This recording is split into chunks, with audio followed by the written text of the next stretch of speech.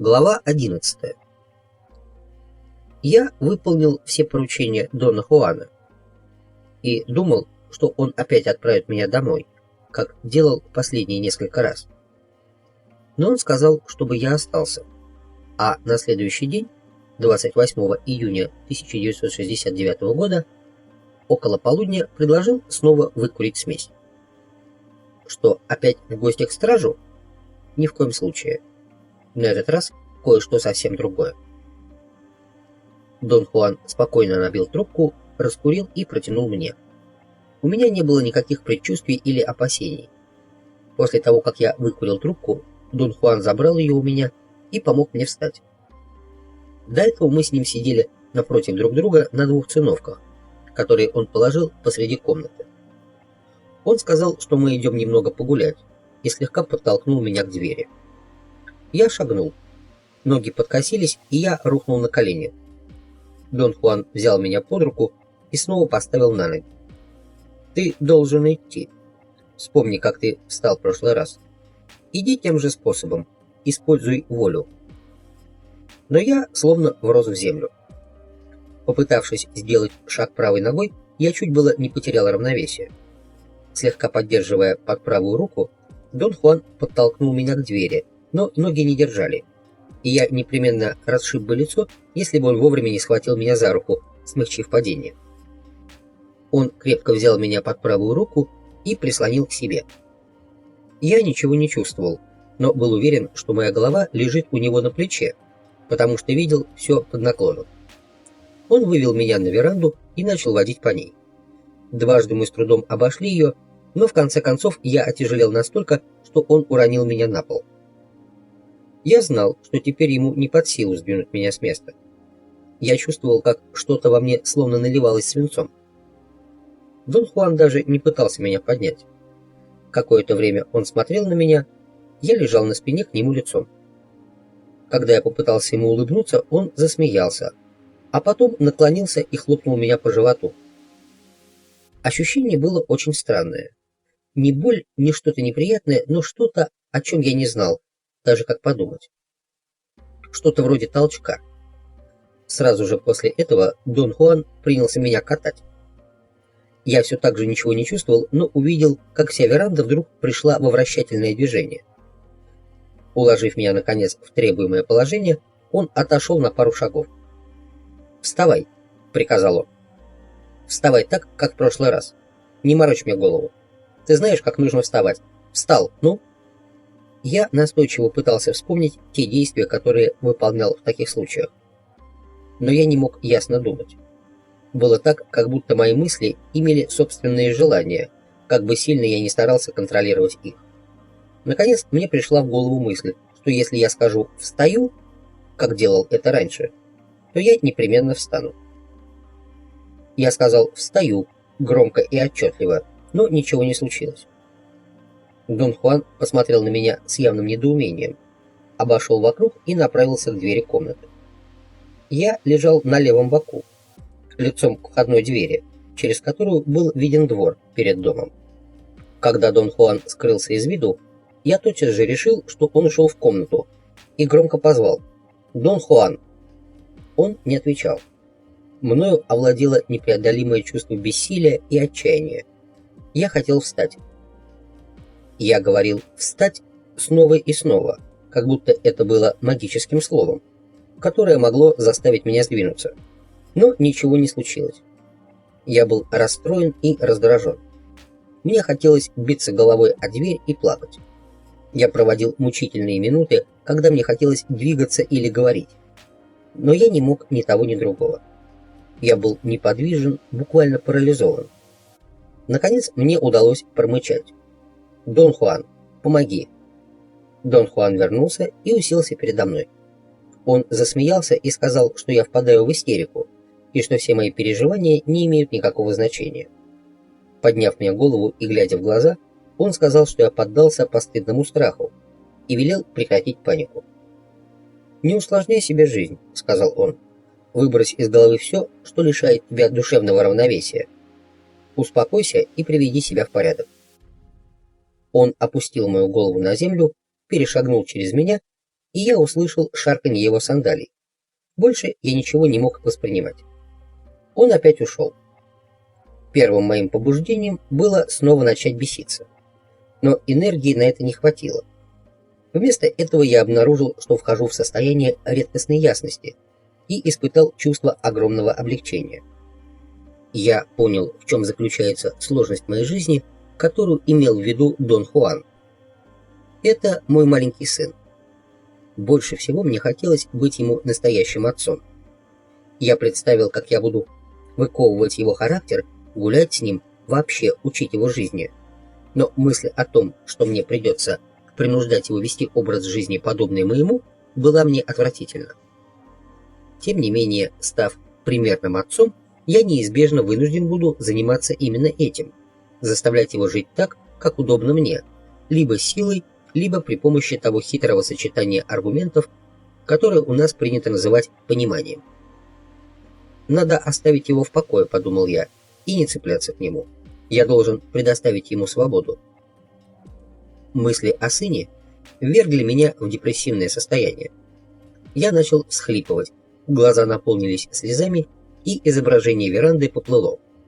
Вдруг очень захотелось встать и найти Дона Хуана, рассказать ему о малыше и все объяснить. В следующее мгновение я уже смотрел на то, что меня окружало, из нормального положения. Я стоял на ногах. Повернувшись к двери, ведущей в комнату, я увидел Дона Хуана.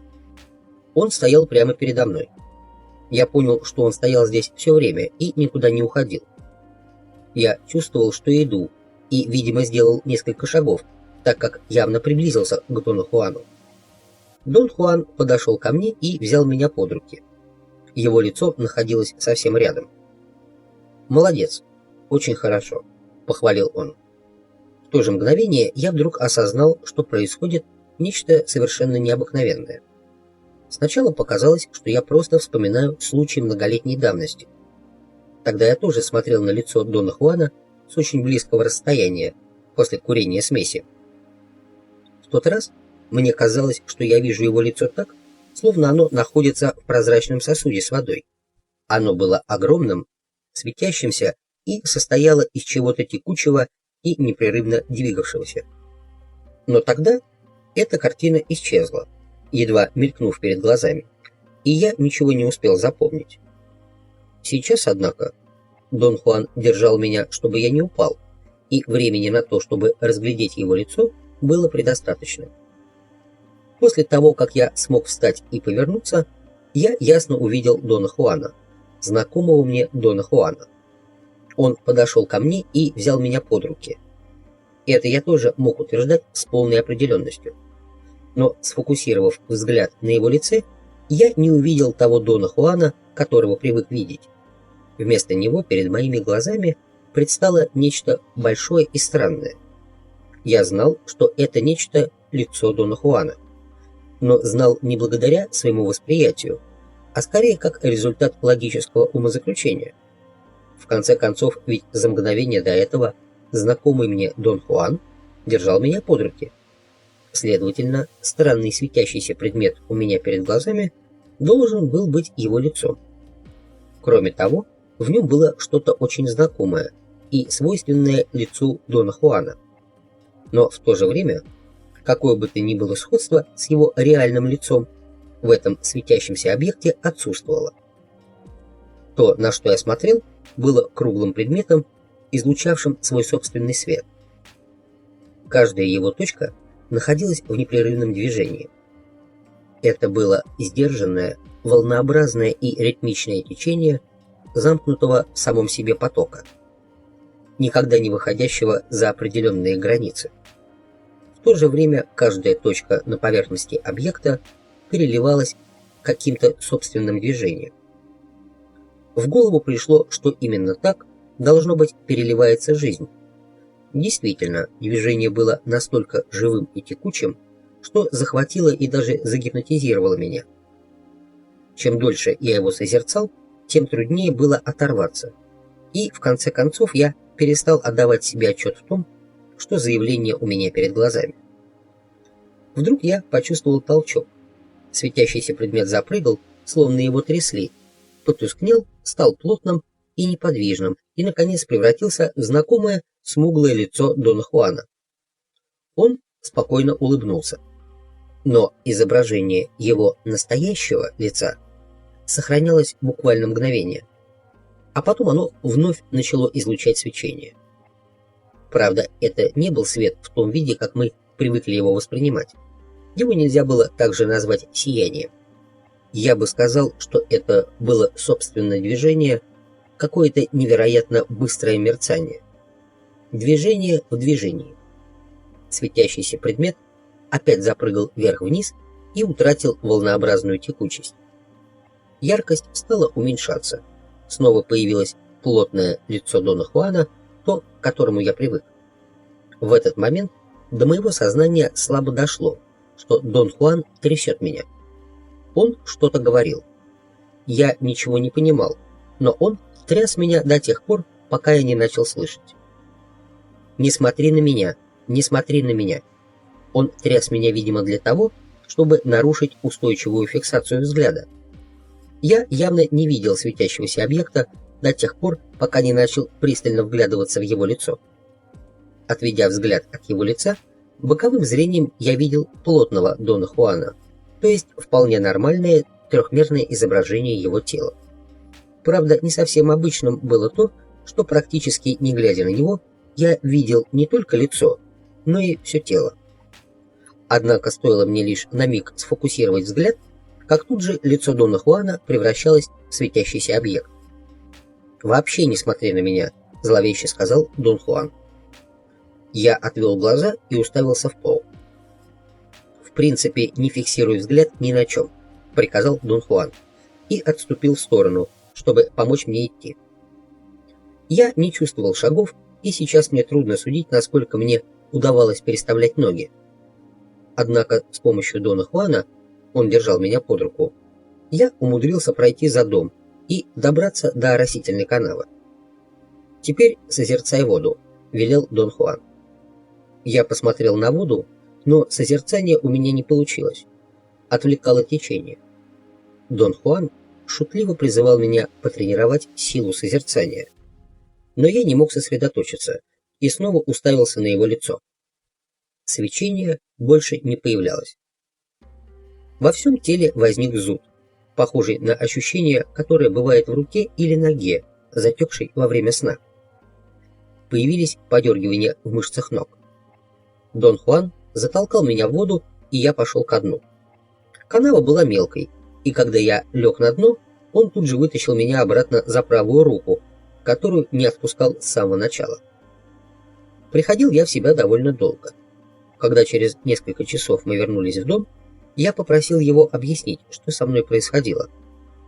Переодеваясь, я с воодушевлением описывал ему свои видения, но он поставил на них большой жирный крест, заявив, что они не стоят и выеденного яйца.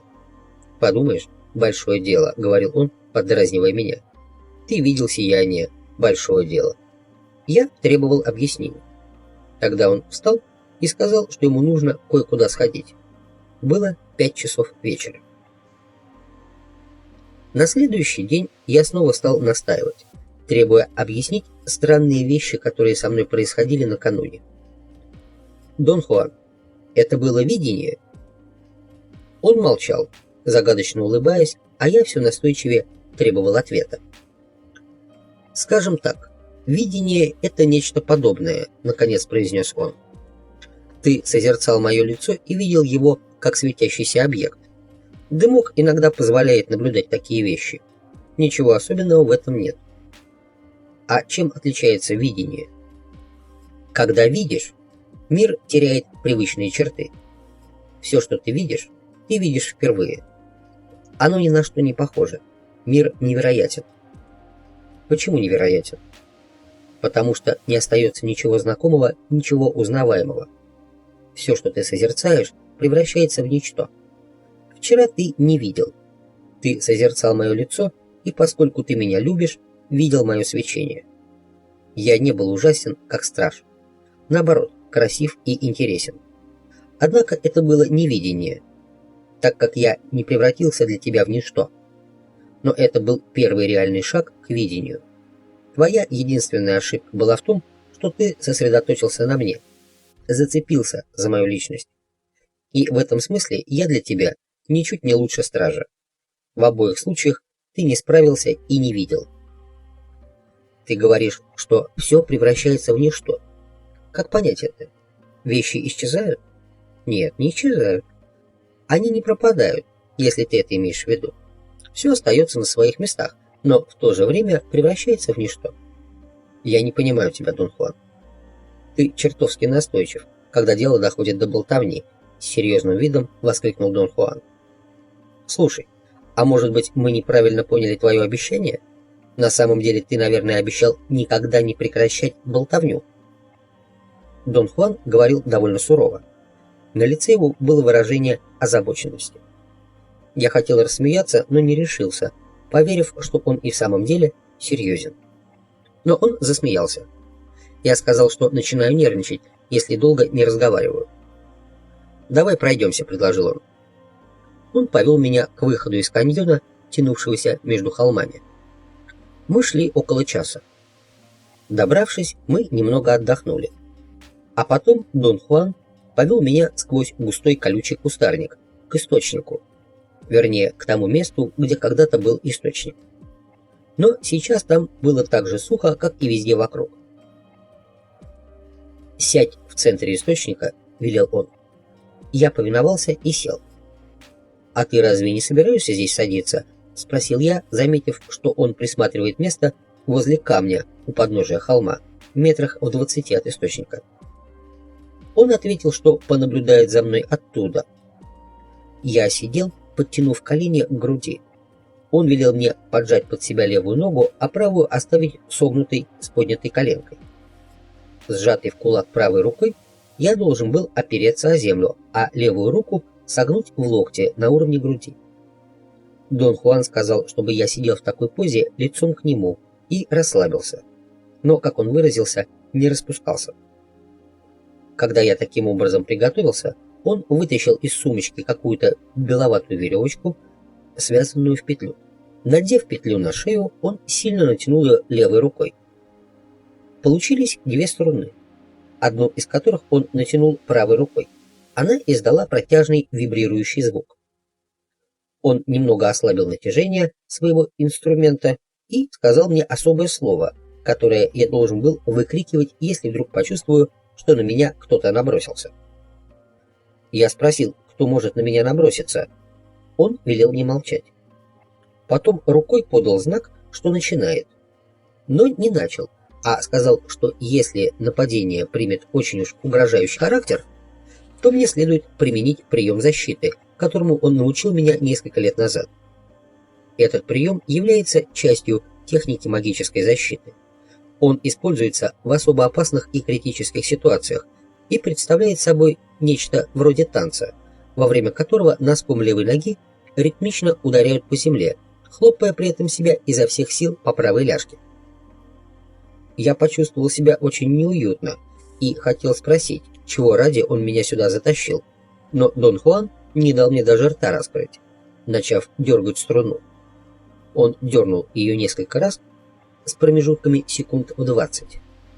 Я обратил внимание на то, что каждый раз он изо всех сил натягивает петлю, так что рука и шея дрожали от напряжения. Звук получался очень чистый, и я заметил, что, дергая струну, он, кроме того, особым образом вскрикивает. Сочетание звука струны и этого выкрика порождало какие-то невероятные, ни на что не похожие вибрации. На меня пока никто не нападал, но, глядя на напряженное тело Дона Хуана и вслушиваясь в зловещие сверхъестественные звуки, я почти вошел в транс. Дон Хуан немного расслабился и оглянулся на меня. Пока он играл, я видел только его спину. Он стоял, повернувшись лицом, в том же направлении, что и я, то есть на юго-восток. Когда я играю, не смотри на меня, но ни в коем случае не закрывай глаза. Смотри в землю перед собой и слушай. Он снова натянул струну и заиграл. Я смотрел в землю и слушал, сосредоточившись на звуке. Ничего подобного мне в жизни слышать не доводилось. Меня охватил страх. Раскаты потустороннего звука заполнили каньон и высекли из скал эхо. Я отчетливо слышал, как звук, издаваемый Доном Хуаном, возвращается ко мне со всех сторон, отражаясь от стен каньона. Дон Хуан натянул струну сильнее, и звук стал выше, а тон эха ниже. Потом эхо сконцентрировалось в одной точке, на юго-востоке. Дон Хуан начал постепенно ослаблять натяжение струны, тон звука понижался до тех пор, пока не послышался последний низкий тупой удар. Он свернул веревочку, спрятал ее в сумку, подошел ко мне и помог подняться на ноги. Я обнаружил, что мышцы рук и ног у меня окаменели. Одежда пропиталась потом. Я не заметил, что так сильно потел во время его игры. Резало глаза, которые воспалились от того, что в них затекли струйки пота. Дон Хуан практически оттащил меня от места, где я сидел. Я хотел что-то сказать, но он закрыл мне рот ладонью. Обратно мы пошли не той дорогой, по которой пришли. Дон Хуан повел меня в обход. Мы вскарабкались наверх по склону каньона, по холмам ушли довольно далеко в сторону от его устья и только потом повернули к дому. Весь обратный путь мы проделали молча и пришли, когда уже совсем стемнело. Я снова попытался что-то сказать, и опять Дон Хуан зажал мне рот. Мы ничего не ели и не зажигали керосиновую лампу. Дон Хуан перенес мою циновку в свою комнату и кивнул на нее. Я решил, что он предлагает мне ложиться спать. «У меня есть для тебя хорошее занятие», — сказал Дон Хуан на следующее утро, едва я протер глаза. «Как раз то, что тебе нужно. Начнешь сегодня же. У нас нет времени. Ты ведь знаешь».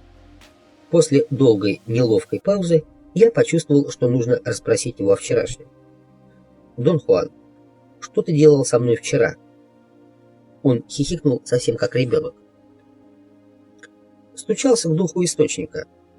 К духам такого типа нужно стучаться, потому что если источник высыхает, то дух забирается внутрь горы. Дух этого источника дремал, но вчера мне удалось его разбудить. Скажем так. Впрочем, он ничего не имел против и даже указал нам твое направление». И Дон Хуан кивнул на юго-восток. «Что это за штука? Струна, на которой ты играл?» «Ловец духов. Можно посмотреть?» «Нет. Я тебе когда-нибудь сделаю. Или, пожалуй, лучше ты сам себе сделаешь, когда научишься видеть». «А из чего она?» «Моя — это дикий вепрь. Когда у тебя будет свой ловец духов, ты поймешь, что он живой и может научить тебя издавать различные звуки, которые ему нравятся. По мере тренировки ты как следует освоишь свой ловец духов, и вместе вы сможете издавать звуки полные силы.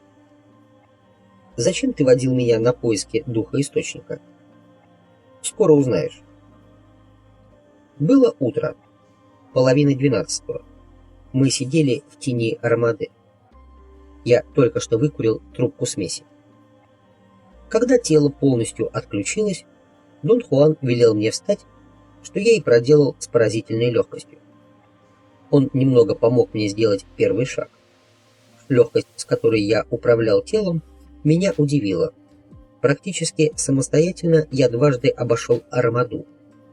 Дон Хуан все время шел рядом, но не направлял меня и не поддерживал. Затем он взял меня под руку, повел за дом, к канаве, и велел созерцать воду, ни о чем не думая. Я попытался сфокусировать взгляд на воде, но ее движение отвлекало. Мысли начали блуждать, цепляясь за детали окружающей обстановки. Взгляд тоже. Дон Хуан взял меня за голову, встряхнул и еще раз велел смотреть на воду и ни о чем не думать. Он сказал, что созерцание движущейся воды – дело сложное, но следует проявить настойчивость. Я трижды пытался, и каждый раз меня что-нибудь отвлекало. Каждый раз Дон Хуан терпеливо меня встряхивал. Наконец я обнаружил, что сознание и взгляд все же зафиксировались на воде. Я не видел движения, погрузившись в созерцание ее текучести. Вода стала выглядеть по-другому. Она как бы потяжелела и приобрела серовато-зеленый оттенок. Рябь, образованная течением, была чрезвычайно отчетливой. Вдруг я почувствовал, что смотрю не на массу текущей воды, а на ее изображение. То, что было у меня перед глазами, напоминало застывший сегмент, словно вырезанный из потока воды. Рябь была неподвижной. Я мог разглядеть каждый ее изгиб. Потом она начала светиться зеленым светом, испуская что-то вроде зеленого тумана. Его становилось все больше. Он светился все ярче, пока не превратился в ослепительно яркое сияние, которым было залито все. Сейчас я не могу сказать, сколько времени я так просидел, созерцая туман. Дон Хуан меня не трогал. Я полностью превратился в зеленое мерцание, которое окутывало и успокаивало меня. Не было ни мыслей, ни ощущений, только исполненное покоя осознание растворения в зеленом умиротворяющем сиянии. Следующее, что я осознал, было ощущение холода и сырости. Постепенно придя в себя, я понял, что лежу на дне канавы. В носоглотку попала вода. Я проглотил ее и закашлялся. В носу начало жечь. Я несколько раз чихнул, встал и снова чихнул с такой силой, что изрядная порция газов с характерным звуком вышла из анального отверстия. Дон Хуан хлопнул в ладоши и засмеялся. «Тело пердит, а это значит, оно живое», – прокомментировал он. Он знаком велел следовать за ним, и мы отправились в дом. Хотелось покоя. Мне почему-то казалось, что настроение мое будет угрюмо отрешенным. Однако ни усталости, ни меланхолии не было. Наоборот, я чувствовал себя прекрасно и, быстро переодевшись, даже начал насвистывать. Дон Хуан с интересом взглянул на меня и изобразил на лице удивление, вытаращил глаза и раскрыл рот. Мне стало очень смешно. Я смеялся гораздо дольше, чем это соответствовало ситуации. «Да ты и впрямь шутник», — заметил он и сам расхохотался. Я объяснил, что приобретение привычки становиться мрачным после курения смеси не входит в мои планы. Потом я вспомнил встречи со стражем и сказал Дону Хуану, что каждый раз после того, как он вытаскивал меня из оросительной канавы, я чувствовал, что видение где-то рядом, стоит только внимательно смотреть на что-нибудь достаточно долго. Это не то. Смотреть, сохраняя покой, и видеть – это разные вещи. И второе вовсе не обязательно вытекает из первого, сказал он. Видение – это технический прием, которым некоторые из нас заведомо не владеют. Он уставился на меня, как бы давая понять, что я отношусь именно к этой категории людей. «Ты в силах идти?» – спросил он. Я ответил, что чувствую себя прекрасно. И это вполне соответствовало истине. Я не был голоден, хотя с самого утра ничего не ел. Дон Хуан бросил в рюкзак немного хлеба и несколько кусков сушеного мяса. Отдал рюкзак мне и кивнул головой, предлагая следовать за ним. «Куда мы идем?» – спросил я. Он кивком указал в сторону холмов и повел меня к тому каньону, где был источник. Но в самом каньоне мы не остались, а свернули направо, по скалистому склону забрались наверх и пошли к вершине одного из холмов. Солнце уже почти коснулось горизонта. Несмотря на прохладу, мне было жарко. Я запыхался и хватал воздух ртом. Дон Хуан ушел далеко вперед и вынужден был остановиться, поджидая меня. Он сказал, что я в отвратительной форме, и мы вряд ли поступим мудро, если пойдем дальше. Я отдыхал около часа. Дон Хуан выбрал большой гладкий валун, почти идеально круглой формы, и велел мне лечь на него животом вниз. Он велел мне свесить руки и ноги и полностью их расслабить. Полностью расслабившись, я свободно лежал на камне, а руки, ноги и голова свисали вниз. Спина изогнулась, так что поясница была вверху. В этой позе я провел примерно 15 минут. Потом Дон Хуан велел мне перевернуться на спину и расстегнуть одежду, обнажив живот. Он тщательно выбрал немного листьев и кучкой высыпал их на него. Сразу же по всему телу разлилось тепло. После этого Дон Хуан взял меня за ноги и развернул головой на юго-восток. «Теперь позовем духа источника», — сказал он. Я попытался повернуть голову, чтобы взглянуть на него, но он с силой удержал меня за волосы и объяснил, что из-за плохой физической формы я сейчас очень уязвим, поэтому должен лежать спокойно и неподвижно. Ветки и листья, которые он положил мне на живот, особенные. Они будут меня защищать. Сам он останется рядом, чтобы в случае чего помочь. Вдруг я не справлюсь. Дон Хуан встал надо мной прямо за моей головой, так что, поднимая глаза, я мог его видеть. Он вытащил свой ловец духов и натянул его. И тут заметил, что я за ним наблюдаю. Тогда он легонько щелкнул меня по макушке костяшками пальцев и велел смотреть в небо, не закрывая глаз, и сосредоточиться на звуке. Затем, как бы между прочим, добавил, что если вдруг на меня кто-то нападет, нужно, не колеблясь, выкрикивать то слово, которое он сказал мне вчера. Дон Хуан и ловец духов начали с низкого звука. Постепенно напряжение струны увеличивалось, и я услышал что-то похожее на реверберацию, а потом четкое эхо, отозвавшееся с юго-востока. Натяжение все увеличивалось. Дуэт Дон Хуан ловец духов был безупречен. Дон Хуан усиливал низкий звук струны, превращая его в пронзительный вопль, завывание от которого в жилах стыла кровь. В пределе это переходило в жуткий потусторонний визг, совершенно невероятный с точки зрения всего моего жизненного опыта. Звук метался между горами и вновь возвращался к нам. Я вообразил, что звук возвращается именно ко мне. Вдруг со мной начало твориться что-то странное. Непонятным образом изменилась температура тела. До того, как Дон Хуан приступил к извлечению своих диких звуков, мне было тепло и уютно. Но когда его завывания достигли пика, меня затрясло, зубы начали стучать, и возникло явственное ощущение, что на меня впрямь что-то набросилось. В какое-то мгновение я заметил, что небо потемнело.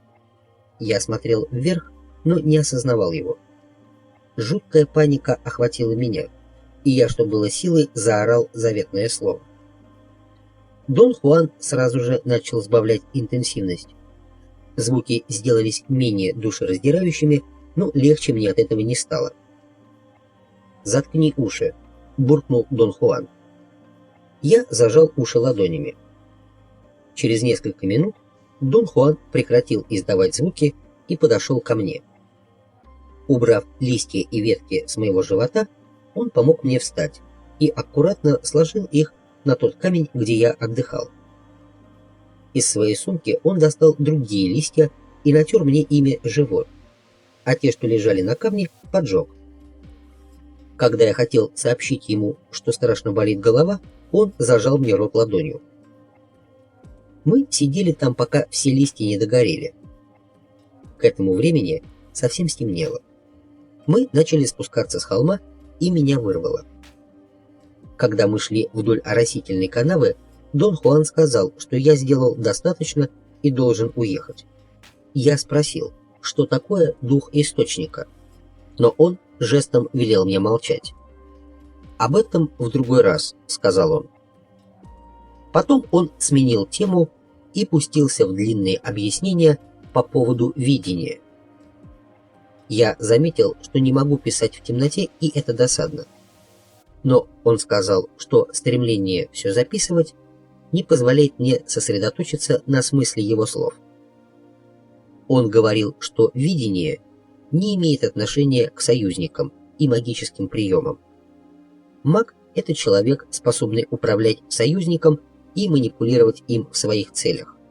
Но сам факт управления союзником вовсе не означает, что маг умеет видеть.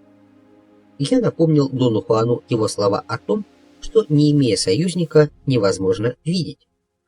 Дон Хуан очень спокойно ответил, что пришел к выводу о возможности видеть, не управляя союзником. Собственно, почему бы и нет? Ведь видение не имеет никакого отношения к технике магических манипуляций, сказал он. Цель всех магических приемов – воздействие на других людей, а видение на других никак не влияет. В голове у меня все встало на свои места.